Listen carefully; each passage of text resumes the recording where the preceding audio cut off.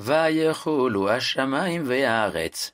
Tous les vendredis soirs, au début du Kiddush, nous recitons ces paroles tirées de la première paracha de la Torah, Bereshit, où nous rappelons que le premier homme de l'histoire, Adam, est né avec la terre il y a 5777 ans maintenant. Or, tous les manuels scolaires enseignent que la Terre est vieille de près de 5 milliards d'années, conformément aux cosmologues modernes. Et en tant qu'enseignant, parent, ou tout simplement en tant que juif, il est difficile d'occulter cette contradiction flagrante entre la science moderne et la Torah. La réponse la plus simple nous est fournie il y a près de 2000 ans par Rabbi Yoshua ben Levi dans le Talmud, qui enseigne que le monde a été créé à l'âge adulte, dans le sens où même si Adam venait de naître officiellement âgé de quelques heures, il possédait la taille, l'intelligence d'un adulte.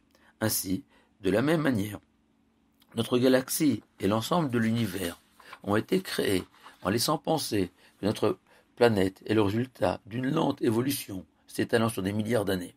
Une deuxième réponse est proposée par les kabbalistes, qui expliquent que le séjour de la création ne durait pas 24 heures, mais beaucoup plus longtemps. Dès lors, la voie est ouverte pour imaginer des périodes s'approchant des données actuelles de la science. Impossible en 3 minutes d'apporter plus de réponses, mais il convient de rappeler que, comme le souligne le rabbi de Lubavitch, la science formule et parle de théories et d'hypothèses. Plus encore, lorsqu'il s'agit de remonter le temps, on est dans une science spéculative qui s'occupe des phénomènes inconnus, parfois impossibles à reproduire en laboratoire, et qu'il existe encore des scientifiques qui défendent opiniâtrement le point de vue de la Torah.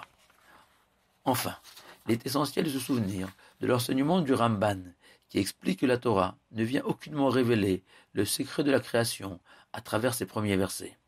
Comme le Talmud le dit, il est interdit à un maître d'interpréter le récit de la création en public, mais uniquement en privé, avec un seul élève digne de comprendre la complexité de ce passage, et que le seul but de ce récit, dit le Ramban, est de nous enseigner que Dieu a créé le monde ex nihilo, c'est-à-dire que la matière n'a pas toujours existé telle que nous la connaissons aujourd'hui. Vérité partagée par toute la communauté scientifique à travers la théorie du Big Bang et de ses différentes versions, toutes fondées sur un événement initial engendrant notre monde. Souvenons-nous que jusqu'au début du siècle dernier, les scientifiques pensaient, à l'image d'Aristote, que la matière a toujours existé sous sa forme actuelle. Cela signifie que depuis 3500 ans, on était des avant-gardistes en affirmant que le monde a été créé. Un peu de patience encore, et le monde finira aussi par comprendre qu'il n'y a pas de moment plus merveilleux dans la semaine que cet instant où, en levant ce verre de Kiddush, on s'élève au-dessus de la matière et on sanctifie la création. Shabbat Shalom à vous tous.